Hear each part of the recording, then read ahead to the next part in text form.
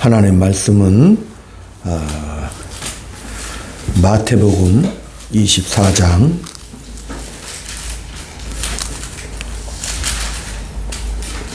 3절로 4절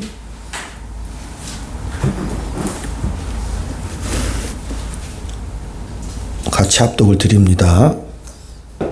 3절부터 5절까지 시작. 예수께서 감람산 위에 앉으셨을 때 제자들이 조용히 와서 이르되 우리에게 이르소서 어느 때에 이런 일이 있겠사오며 또 주의 임하심과 세상 끝에는 무슨 징조가 있사오리까. 예수께서 대답하여 이르시되 너희가 사람의 미혹을 받지 않도록 주의하라. 많은 사람이 내 이름으로 와서 이르되 나는 그리스도라 하여 많은 사람을 미혹하리라. 아멘. 그 다음에 계속해서 26절, 27절 마태복음 26절, 27절 시작. 그러면 사람들이 너희에게 말하되 보라 그리스도가 광야에 있다 하여도 나가지 말고 보라 골방에 있다 하여도 믿지 말라. 번개가 동편에서 나서 서편까지 번쩍임 같이 인자의 임함도 그러하니라. 아멘. 아멘. 할렐루야. 인사 나눕니다. 주의 사랑으로 사랑합니다. 주의 사랑으로 사랑합니다. 권사님 덕분에 행복해요. 권사님 덕분에 행복해요. 집사님 든든해요. 집사님 든든해요. 성도님 사랑합니다. 성도님 사랑합니다. 아멘. 예수님은 나의 구주십니다. 예수님은 나의 구주십니다. 예수님의 보혈의 피가 깨끗하게 하십니다. 예수님의 보혈의 피가 깨끗하게 하십니다. 오직 믿음으로 구원 얻습니다. 오직 믿음으로 구원 얻습니다. 하나님은 나의 아버지십니다. 하나님은 나의 아버지십니다. 아멘. 아멘. 1965년도 아폴로 11호가 달에 착륙하고 닐 암스트롱이 드디어 달에 첫 발자국 남겼는데 다 봤죠? 보셨잖아요. 전 세계가 그죠? 다 그것을 주목해서 보았고 누구나가 다 알고 있습니다. 오늘 그 27절에도 번개가 동편에서 서편에 번쩍임 같이 인자의 임함도 그러하리라. 우리 하나님께서 다시 오실 때, 그죠? 우리 예수님이 다시 오실 때 누구든지 알 수 있게 오십니다. 아멘? 아멘. 비밀스럽게 안 오셔요. 하도 이단들이 많아가지고 비밀 휴고를 많이 주장을 하는데 분명히 우리 하나님께서는 누구든지 알 수 있게, 그죠? 온 세상 사람들이 다 알 수 있게 그렇게 오신다고 말씀하셨고, 또 그 마태복음 그 24장 36절에 볼까요? 그러나 그날과 그때는 아무도 모르나니 하늘의 천사들도 아들도 모르고 오직 아버지만 아시느니라. 또 말씀하셨죠? 분명히 그날과 그 시는 아무도 모른다라고 우리 예수님께서 직접 이렇게 말씀해 주셨죠. 물론 예수님은 아실까요? 모르실까요? 아시죠? 왜? 우리가 예수님은 신비롭죠? 왜? 하나님이시고 인간이시고 두 가지 인성과 심성의 속성을 다 가지신 분이시죠? 그러니까 메시아로서 이 땅에 오셔서 육신을 입고 오셨은 인성을 가지신 메시아로서는 모르셔요. 그러나 하나님으로서는 당연히 아시겠죠. 하나님과 동등되신 분이시지요. 그 예수님은. 우리 예수님은 인성으로 이 땅에 오셔서 때로는 주무시기도 하시고 배고프기도 하시고 목마르기도 하셨어요. 그 예수님께서 그날과 그 시는 아무도 모른다. 오직 아버지만이 아신다. 그런데 수없이 많은 거짓 선생들과 거짓 선지자들은 마치 어떤 시대적 징조를 통해서 그날과 그 시를 아는 듯하게 말하고 예측을 하고 세계의 변하는 정치 경제 상황 속에 그날과 그 시를 알 수 있다라고 이 거짓 선지자들이 외치는 거 많이 들어보셨을 거예요. 뭔 예언을 한다. 또 뭐 어떤 징조를 보아 알리라 이런 식으로 말을 하면서 많은 사람들을 미혹을 하지. 예수님께서 말씀하셨어요. 내가 오는 것은 노아의 때처럼 될 것이다. 네. 노아가 방주에 들어갈 때까지 그 당시 사람들은 먹고 마시고 그죠? 네, 일상적인 그런 삶을 살았죠. 이걸 잘못 오해하면 안 돼요. 야, 일상적인 삶이 뭐가 잘못됐다라고 생각하는데 아니라니까요. 일상적인 삶, 시집 가고 장가 가고 운동도 열심히 하시고 일상적인 삶을 살다가 그죠? 그 속에서 우리 예수님께서 도적같이 오신다 이렇게 말씀하신 거죠. 왜 안 알려주셨죠? 그날과 그 시를? 알면 대비할까 봐. 왜? 1년 365일 가운데 364일을 지 맘대로 살아. 그러다가 오시는 그날 마지막 깔끔하게 살까 봐 그렇게 하신 거예요. 그 비유가 또 나와요. 착하고 충성된 종이 뭐냐? 주인이 멀리 타국에 갔을 때 충성된 종은 어떻게 했어요? 때를 따라 많은 양식을 나눠주면서 열심히 그 주인의 뜻을 받들어 충성을 다 했잖아요. 그 종이 충성된 종이야. 근데 악한 종은 뭐요? 야, 우리 주인이 정말 그때쯤 아마 오실 거야. 그러니까 지가 생각해서 지가 판단해서 주인 오실 때만 잘하면 돼. 그동안에는 뭐지요? 온갖 못된 폐악한 짓은 다 하고 살아. 그러니까 우리가 일상의 삶을 어떻게 살아요? 하나님의 뜻을 잘 깨닫고 분별하면서 우리가 살아야 되는 거예요. 그래서 늘 깨어있으라고 성경은 그렇게 말씀하시는 거죠. 옛날에는 저도 그랬어요. 깨어있으라 가지고 한국 교회가 어떻게 했어? 철야 많이 했죠? 우리의 소원은 나도 그때 그랬어. 철야하던 중에 예수님 오시면 좋겠다. 비 오는 수요일 날 왔으면 좋겠다. 별말을 다 하고 살았어요. 지금 이제 시간이 지나 보니 깨어있다는 것은 물리적으로 잠 안 자고 막 그런 문제는 아니잖아요. 하나님의 뜻을 잘 분별해서 제가 늘 말씀드리지만 우리의 믿음은 오늘 오시는 것처럼 늘 깨어서 그 사랑의 가르침을 잘 우리가 깨달아서 실현하고 그죠? 오시는 것은 우리가 알 수 없으니 앞으로 천년에 오실 수도 있죠. 근데 또 오시기 전에 또 우리가 또 다 가잖아요. 주님 앞에. 아멘? 우리 생애 일생에 주님 앞에 이제 갈 날이 멀지 않았잖아요. 그때는 영혼의 세계로 들어가기 때문에 그때 우리는 모든 것을 다 주님과 경험할 수 있겠죠. 그 나라와 그 영광을 다 경험하고 가는 것이죠. 이 휴거라는 말을 이상하게 자꾸 만들어가지고 권사님 그 신천지 우리 그런 용어 안 쓰죠. 하도 이단들이 만들어놔가지고 휴거도 마찬가지거든요. 휴거라는 원뜻의 끌어올려간다, 그래 이끌류 끌거 이래가지고 휴거라는 말을 자꾸 이렇게 하는데 강림한다는 뜻이죠. 그 단어를 번역한가 보면 파루시아 강림하신다 그런 뜻이거든요. 우리 예수님께서 강림하신다. 그러니까 휴거 같은 비슷한 현상은 일어나겠지요. 그죠? 그러나 그것이 꼭 휴거라는 그래서 그 휴거가 틀리다 맞다가 아니라 그 파루시아는 강림하신다는 뜻이고 그 강림하신다는 뜻은 그 당시 유대 풍속대로 손님이 올 때 귀한 왕이 올 때 나가서 맞이한다는 그런 뜻이에요. 그죠? 우리도 귀한 손님이 오면 윤석열 대통령 여기 오면은 여기 다 앉아 있기가 좀 민망하지요. 그래서 언제 온다 그러면 다 나가서 마중하잖아요. 나가서 마중한다 그런 뜻이죠. 근데 이걸 갖다가 이제 휴거라는 강렬한 단어를 차용을 해가지고 그 단어를 쓰는 사람들이 어떤 사람들이냐가 중요하잖아요. 우리가 신천지 그러면 신천지인지 세안으로 갔다 얼마나 멋있어, 그죠? 근데 그 신천지 단어를 우리가 쓰질 않잖아. 왜? 그들이 어떤 사람인지를 알기 때문에 우리가 그러는 거 아닙니까? 그죠? 파루시아, 에피파네아 이런 모든 말들은 주님이 오신다, 강림하신다 그런 뜻을 가지고 있습니다.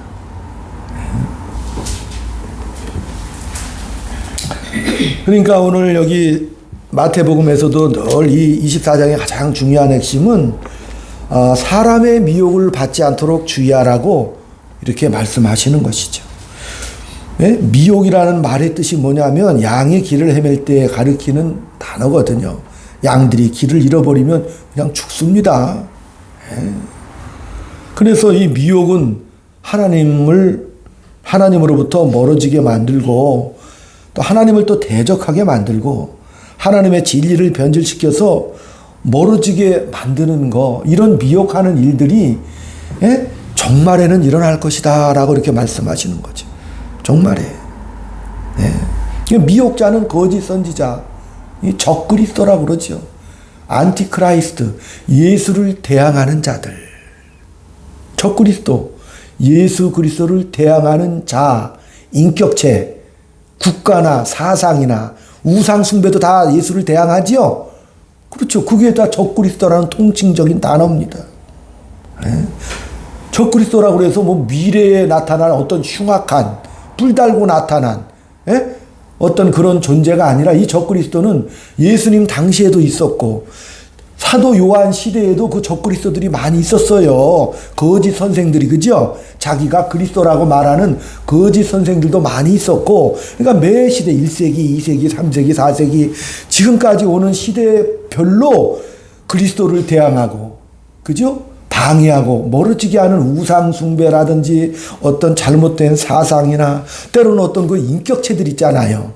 그러니까 예수님 당시에는 그 AD 60년부터 대박해가 일어나기 시작했죠. 네로 황제가 황제 숭배 사상을 막 강요하고 하니까 그때 막 엄청난 박해가 일어났잖아요. 270년 동안 로마 10대 박해가 막 일어나고 시작을 했지요. 그래서 우리는 그거 뭐 적그리스도라고 하죠. 적그리스도라고 그러잖아요. 예수를 박해하고 믿는 자들에게 여러 가지 우상 숭배를 강요하는 그런 거. 그래서 그 당시는 이제 네로를 적그리스도라고 이렇게 표현하는데, 근데 또 그 당시 이 성경을 보면 네로가 적그리스도야 이렇게 적으면 또 다 죽잖아요. 그죠? 그러니까 뭐라고 써놨어? 거기다 666이라고 써놨죠. 666이라고 써놨잖아요. 적그리스도 666. 이 666에 대한 해석은 여러 가지 많은 해석을 낳고 있지만은, 이 666은 쉽게 말하면 이제 적그리스도의 숫자를 표시하는 건데, 자, 그래서 많은 학자들이 666은 이게 그 당시 유대인의 그 풍습에 알파벳을 숫자로 표현하는 게마트리아법이 있어요. 그래서 그 게마트리아법에 의해서 이거를 히브리말 은가로 표현해 보니까 네로 666이 나오네. 그래서 네로가 666, 적그리스도 이렇게 표현하기도 했죠. 그러나 성경에서 말하고 싶은 것은 그 적그리스도가 시대마다 나타나는 인격체나 국가나 사상이라고 그랬잖아요. 그죠? 꼭 네로만 지칭하는 게 아니에요. 그러니까 더 깊은 해석이 뭐냐면 666은 불완전한 숫자라고 보시면 더 좋을 것 같아요. 777은 7은 완전 숫자죠. 성경에서 7은 완전 숫자를 뜻하고 있어요. 그러니까 777 충분하고 완전한, 그죠? 하나님을 경배하고 찬양하는 그 완전수에 못 미치는 인간의 불완전한 숫자. 그죠? 하나님을 찬양하고 하나님을 경배해야 되는데 하나님을 대항하고 예수 그리스도를 대항하는 어떤 세력들, 그러면 더 이해가 쉽겠죠. 그죠? 왜? 시대마다 666 적그리스도, 하나님을 대항하는 세력들은 막 일어나기 때문에. 20세기에는 뭐 히틀러 같은 그런 독재자들이 나타나기도 했죠. 스탈린 같은 독재자들이 나타나서 정말 많은 그리스도인들이 많이 죽기도 하고, 또 악한 자들은 백성들을 막 그 생명을 정말 그냥 헌시작처럼 내던지고 죽이잖아요. 그러니까 시대별로 나타나는 많은 그리스도들. 지금 우리는 이렇게 성경을 보지만 저 북한 정권에서 성경 하나 들으면 그냥 사형이라니까요. 우리는 이 성경을 자꾸 그렇지만은 거기는 이 성경, 우리 그 북한 성도들이 있잖아요. 그들은 이 성경 한번 보고 예수 그리스도 나의 구주라는 말만 해도, 성경만 봐도, 찬송만 해도 비참하게 죽음을 당하니 또 거기가 적그리스도지요. 그럴 거 아니겠습니까? 그러니까 그런 적그리스도, 거짓 메시아 주의하라. 그들은 무슨 뿔 달고 뭐 머리에 이상한 관 쓰고 나타나는 그런 존재들이 아니고 어느 시대든지 그 시대에 영향력 있는 사상들. 그래서 제가 늘 말씀드리지만 신비주의자가 되면 안 되는 것이고 우리가 그렇잖아요.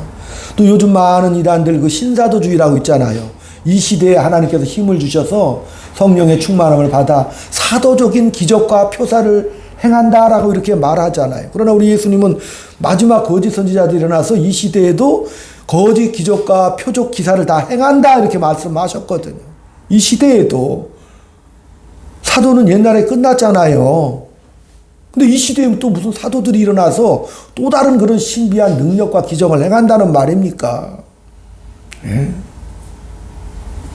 우리가 병 낫기를 기도하는 것, 하나님 앞에 치료받기를 원하고 고쳐달라면 하는 거 우리의 당연한 요구고 기도라고 했죠. 아멘? 그렇잖아요. 그것은 왜 그러는 거예요? 우리의 기도에 의해서 아버지 하나님의 그 사랑과 긍휼과 응답을 우리가 구하는 거 아닙니까? 그건 당연히 우리가 해야 되죠. 그러나 만약에 제가 오늘서부터 며칠까지 신유 집회를 합니다. 여기 오면 다 낫습니다. 그런 거 제가 하지 말라고 그랬죠? 그렇잖아요. 그거를 목적으로 하면 안 된다니까요. 아니면 내가 어느 날 권사님 우리 집회합시다. 경제회복 기적의 왕의 재정 집회합시다. 재정이 차고 넘치고 우리가 가진 주식이 뛰어나고 투자한 부동산이 대박치게 여기 오는 뭐 이러면 이게 기복주의라고 그랬잖아요. 그게 아니라고 그랬잖아요. 그게 기복주의잖아요. 그러나 하나님이 우리에게 주시는 우리 되어지는 복을 받는 존재들이죠. 아버지의 놀라운 사랑과 협력하여 손을 이루시는 그 놀라운 그 사랑 속에 거하는 그런 하나님의 거룩한 백성들임을 우리가 믿고 나가는 존재들 아닙니까? 구원받았다. 영광과 존재와 가치에 영광된 존재들이다라고 우리가 믿고 가는 거 아닙니까? 그죠? 그런데 이 거짓 선지자들이 적그리스도 진리로부터 멀어지게 만들어요. 지난 시간에서 이 세대주의 종말론이 한국 교회를 아주 뿌리 깊게 뒤흔들고 저도 그렇게 배우고 자랐고 그렇죠? 많이 또 들어봤잖아요. 이 세대주의, 비밀 휴거주의 이게 우리나라에 상륙을 해가지고 1940년 2차 대전 이후로부터 이것이 수없이 많은 영화로 만들어졌거든요. 지금도 나오는 영화 있죠. 레프트 비하인드라고 그래가지고 그죠? 나만 아는가 보네. 그런 영화 있어요.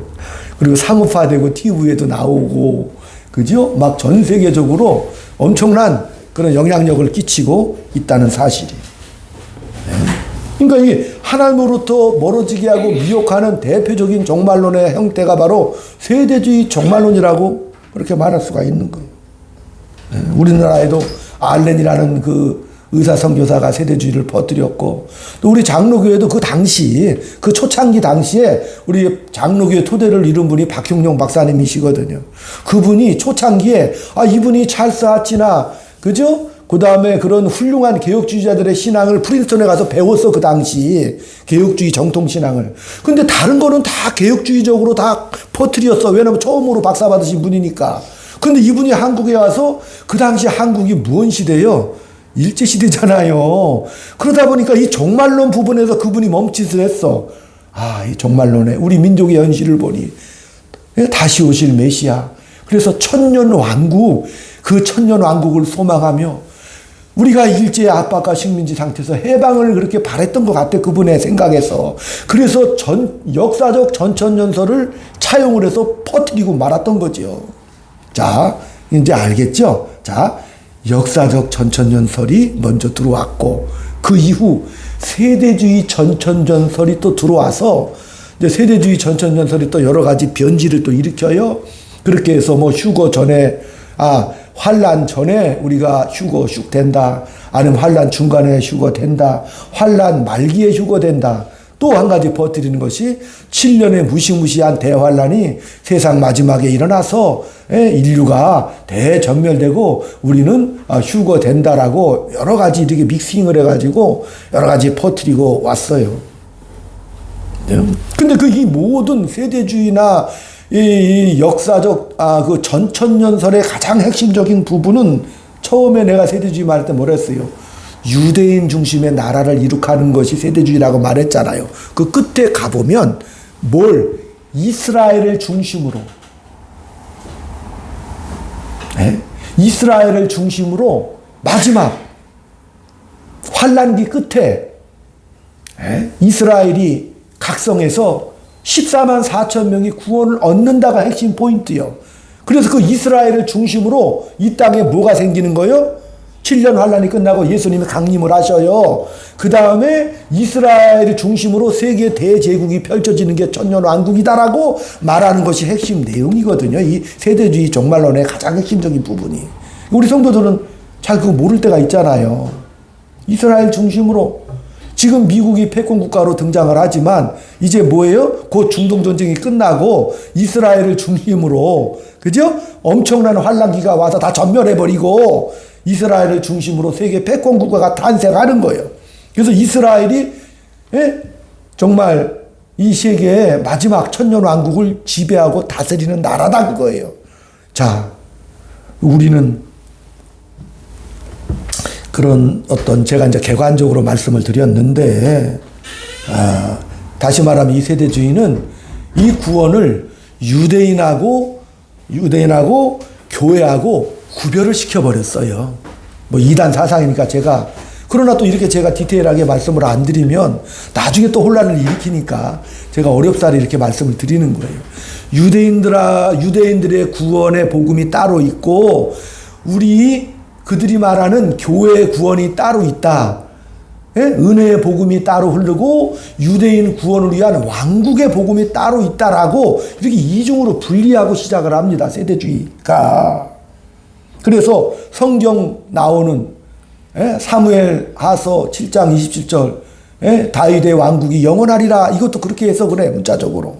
또한 에스겔서 40장 48장에 성전이 새롭게 회복이 되는데 그 성전의 회복을 유대인 왕국의 회복이라고 그렇게 엉뚱하게 해석을 해요. 이 사람들은. 그래서 앞으로 올 새 메시아가 예수도 아니요. 앞으로 올 새 메시아가 이 땅에 성전을 새로 세운다 이렇게 생각을 하는 거예요. 그 성전이 어디에 세워져야 돼? 지금 이스라엘 예루살렘에 황금돔 사원 있죠. 바위 사원이라고 그래요. 모슬렘 사원인데 그 황금돔 사원이 환란기의 전쟁으로 무너지고 그죠? 전쟁이나 기근으로 무너지고 거기에다가 하나님이 말한 새 성전 그죠? 거룩한 그 새 성전 그 성전이 그 자리에 제3성전이 세워진다. 왜? 그 성전이 세워져야 이스라엘이 세계 패권 국가로 도약하겠죠. 천년의 왕국이 거기서 이루어진다라고 그들은 성경을 무언 관점으로 오직 유대인들의 관점으로 성경을 해석을 합니다.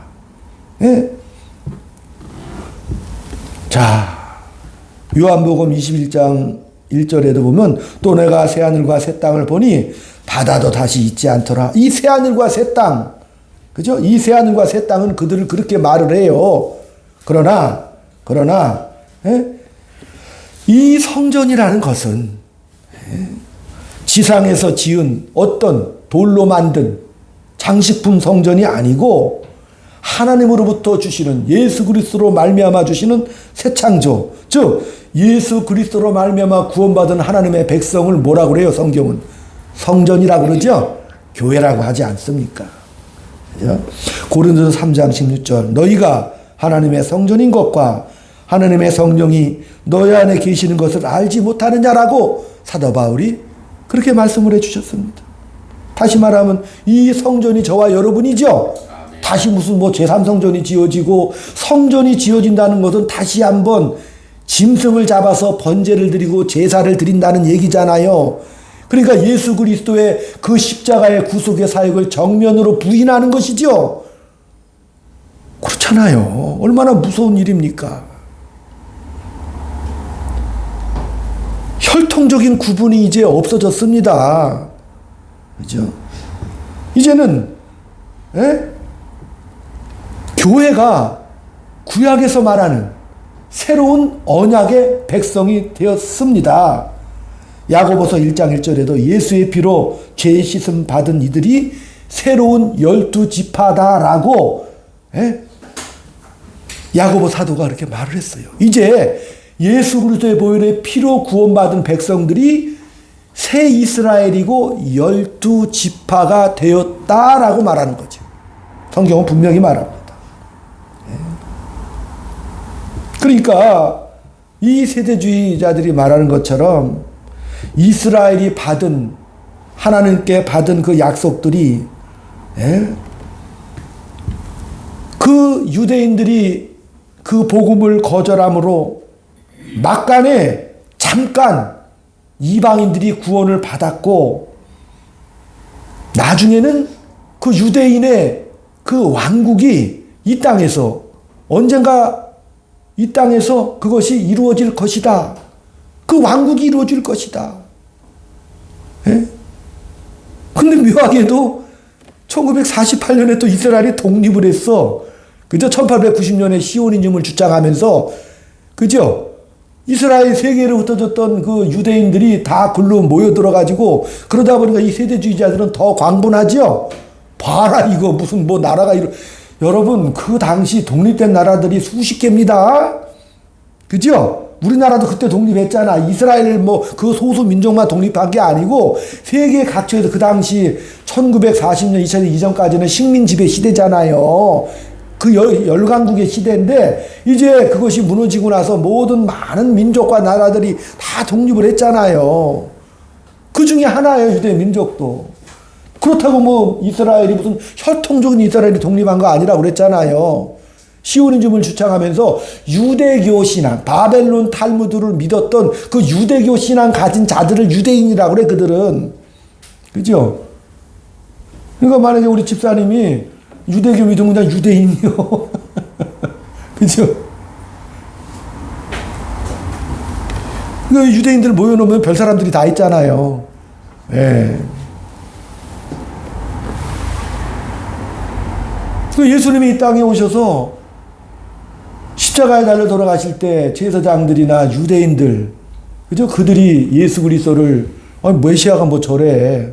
아니, 메시아로 왔으면 우리, 정말 이 이스라엘 건국을 시켜주든지, 로마를 때려부시고 새 제국을 만들어 주든지, 그죠? 정치 경제적으로 융성한 나라를 만들어 주든지. 근데 오셔가지고 맨날 뭐 용서하니 사랑하니 아픈 병자라 고쳐주고 불쌍한 영혼들 감싸 안아주시고, 그죠? 심령이 가난하다고 이런 말만 하고 돌아다니니까 얼마나 화가 났겠어, 그 유대인들 입장에서는. 적어도 예루살렘 입성할 때, 예수님 환영할 때는 그 유대 백성들이 그런 꿈과 희망이 있었을 거 아니에요. 그런 나라를 이루어달라고, 이스라엘 패권국을 이루어달라는 열망이 있었지만 끝까지 그런 일들을 안 하시니까 십자가에 죽여버린 거 아닙니까?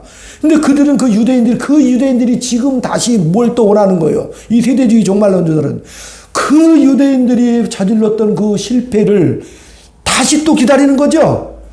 다시 또 그런 메시아를 보내달라고 기다리고 있는 형편이 돼버리고 말하니 얼마나 기가 막힌 현실입니까?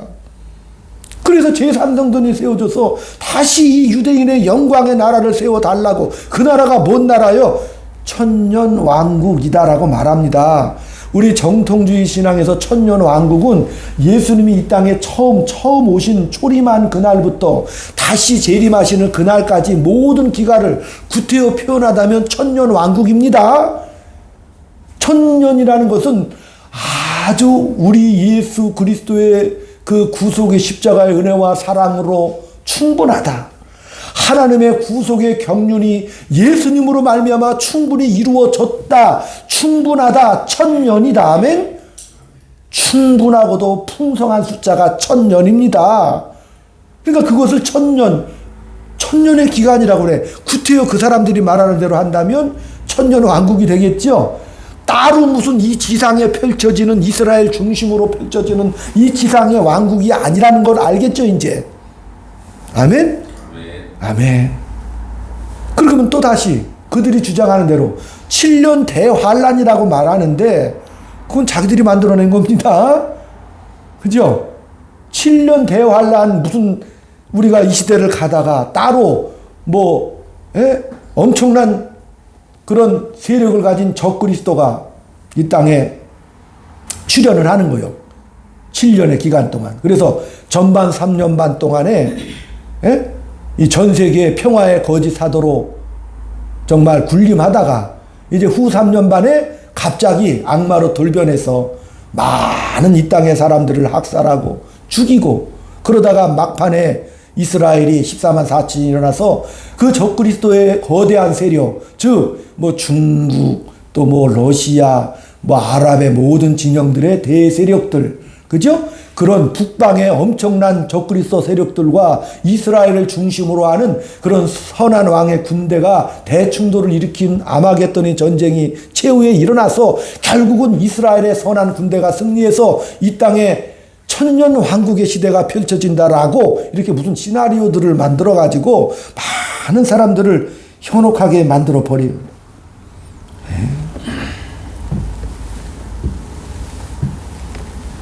그게 자기들이 만들어낸 주장이지 성경은 전혀 그렇게 말하고 있지 않습니다.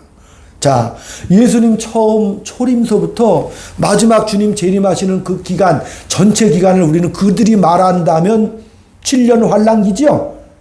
아멘. 예, 예수님 오심부터 마지막 재림하는 그 모든 그 기간을 우리는 그냥 그 기간을 환란의 기간, 그죠? 환란의 기간, 구태여 말한다면 그 기간이 그냥 7년 환란기다, 이렇게 말씀드리고 싶은 거예요. 시대별로 전쟁이 인류사에서 3,870번인가 큰 전투만, 그죠? 1세기부터 시작해서 지금까지 어마어마한 전쟁과 환란과 지진과 기근이 매 시대마다 일어났죠? 그렇잖아요. 2차 대전 때는 뭐 수천만 명이 다 죽어갔고 1차 대전도 마찬가지예요. 다 그런 시대를 겪으면서 그 당시 시대들은 뭘 기다린 거요? 이게 7년 대환란기다라고 다 말했다니까요. 그때 시대에도. 그죠? 그 무시무시한 그죠? 전쟁과 기근과 죽음 속에서 그렇게 말했던 게 매 시대마다 그런 환란과 눈물과 아픔은 다 일어났다고 했잖아요. 16세기에도 흑사병이 펴져서 지금 코로나는 이건 아무것도 아니요. 인구의 3분의 1이 전멸을 했죠. 그때도 뭐 그냥 큰 7년 대환란기다라고 그때 당시도 더 난리 났었다니까요. 기록들 보면은. 예. 7년 환란이라고 해서 그런 특별한 기간, 미중류의 무서운 기간이 따로 있는 게 아니라 주님 오시는 그날까지 인간이 죄악으로 부패했기 때문에 시기하고 탐욕하고 전쟁하고 그 욕심이 끝이 없지요. 그렇잖아요. 그러니까 인간이 일으키는 모든 그 모습을 보면서 예수님이 이 땅에 이렇게 찾아오셨어요. 네? 신이 찾아오셨다니까요. 오셔서 로마서 1장 28절에도 찾아오신 이유가 뭐냐? 왜 신이 인간이 되어서 오실 수밖에 없었냐? 예수님이 베드로에게 물었습니다. 베드로야, 너는 나를 누구라고 생각하느냐? 저는 그리스도시요 살아계신 하나님의 아들이십니다. 예? 아들이십니다. 그래? 그러면 그 의미가 뭐예요? 예수님이 베드로에게 그렇게 물었던 이유가 뭐예요? 야, 내가 사람으로 온 게 좀 무서워서 그렇지? 그런 뜻이잖아요. 신이 왜 인간이 되어서 이런 모습으로 서 있냐? 에? 내가 하나님 같지 않아 보여서 그렇지 않는 거냐, 아니냐?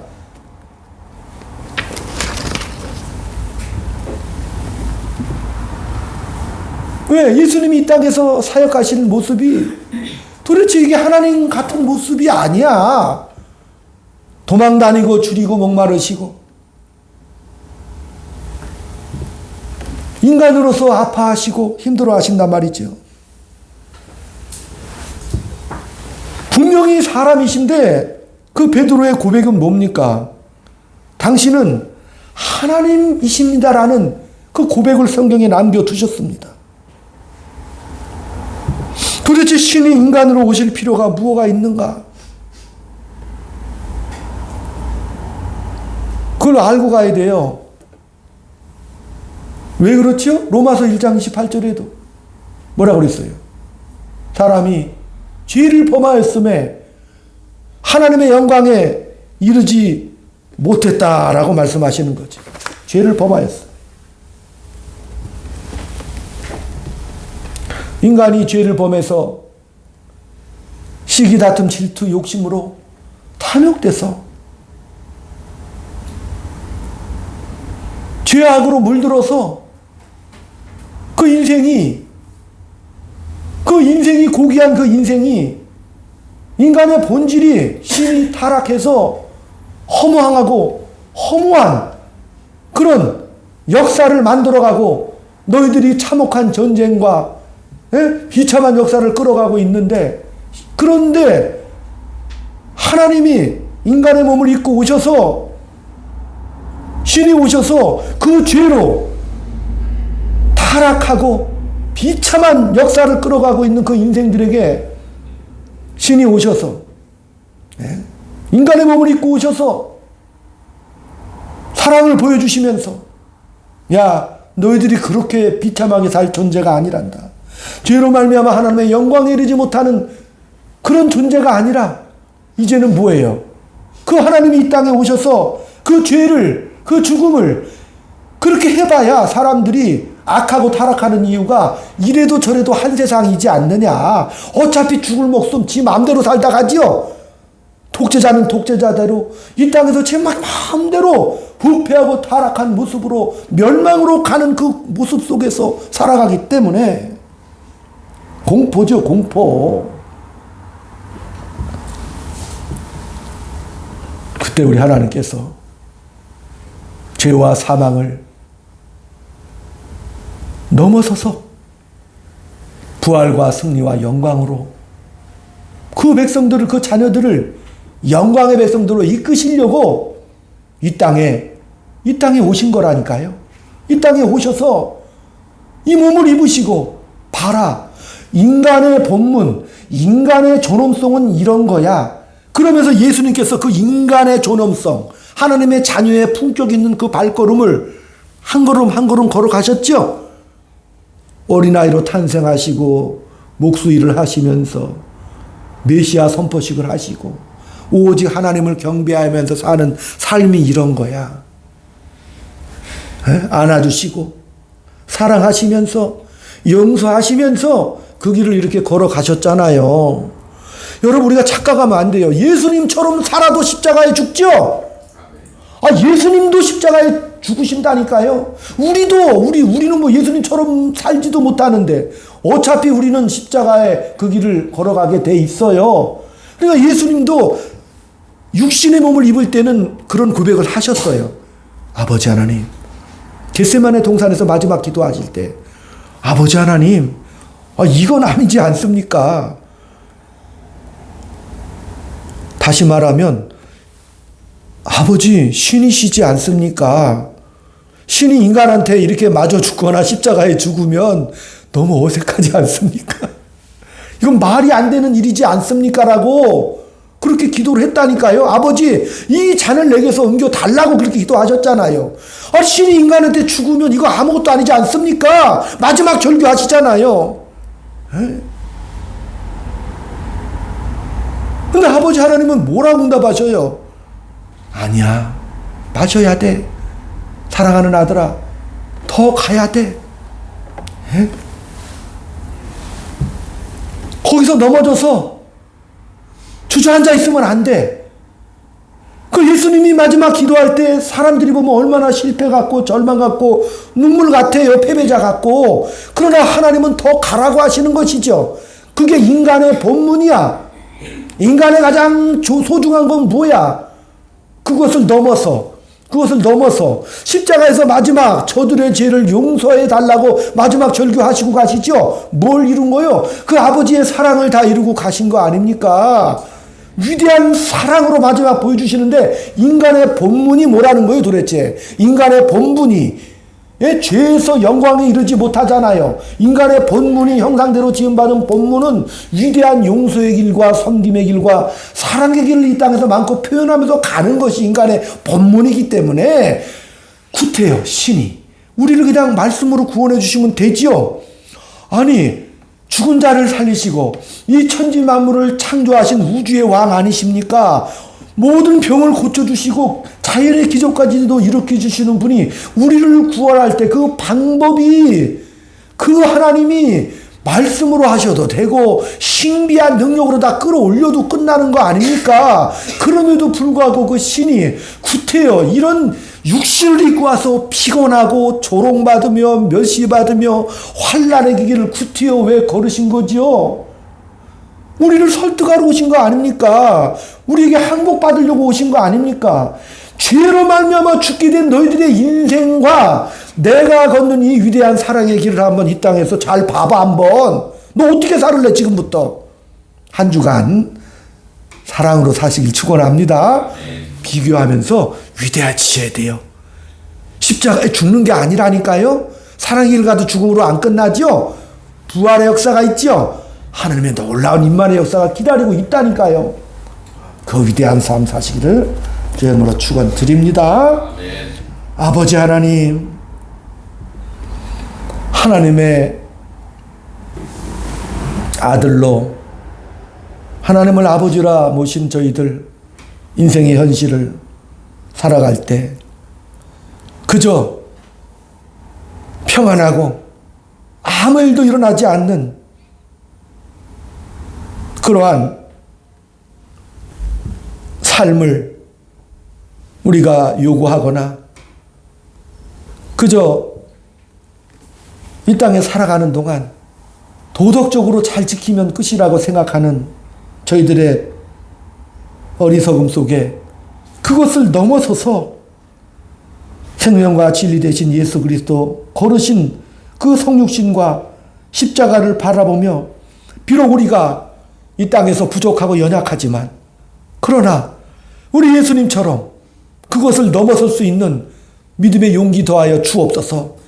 죽일 것 같이 미워할 그런 대상들을 향해 끝없는 용서와 그 사랑의 위대한 그 신앙 현실을 받아들여 믿고 넘어갈 수 있는 위대한 믿음의 눈을 뜰 수 있도록 주여 인도하여 주시옵소서. 예수님의 이름으로 감사하며 기도 올리옵나이다. 아멘. 아멘.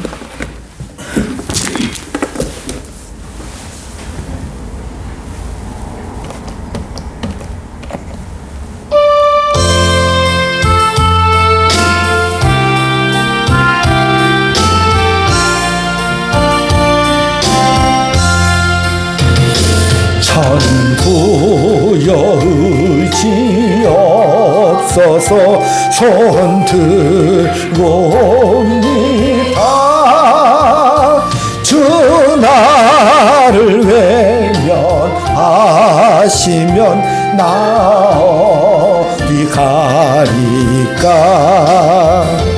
내 죄를 씻기 위하여 흘려주시니 고백게 하는 마음으로 주 앞에 옵니다. 처음부터 계신 주께서 영축을 죄인을 보혈로 구해 주시니 그 사랑 한없네.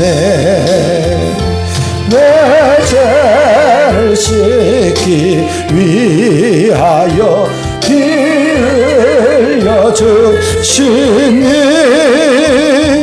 고백게 하는 마음으로 주 앞에 옵니다.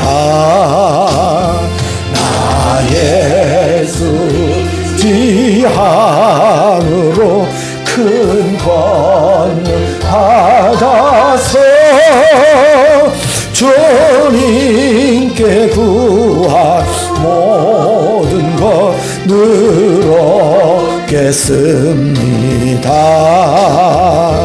내 죄를 씻기 위하여 피 흘려 여주시니 헛되게 하는 마음으로 주 앞에 옵니다.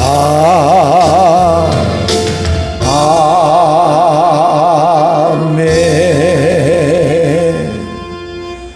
아버지 하나님, 주님 앞에 여러 가지 제목으로 드린 이 귀한 예물 주여 기뻐 받아 주옵시고, 이 땅에 살아가는 동안 늘 깨어 있어 하나님의 뜻과 하나님의 말씀에 순종하는 승리하는 복된 삶 살 수 있도록 은혜 베풀어 주옵시고, 인생을 살아가며 올바른 선택과 결정할 수 있는 복된 안목도 마음껏 열어 주옵소서.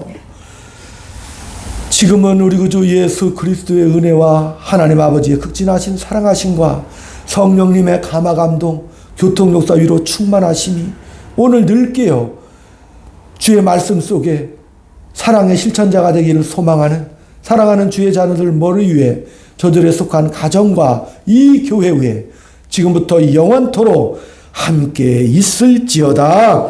아멘. 아멘.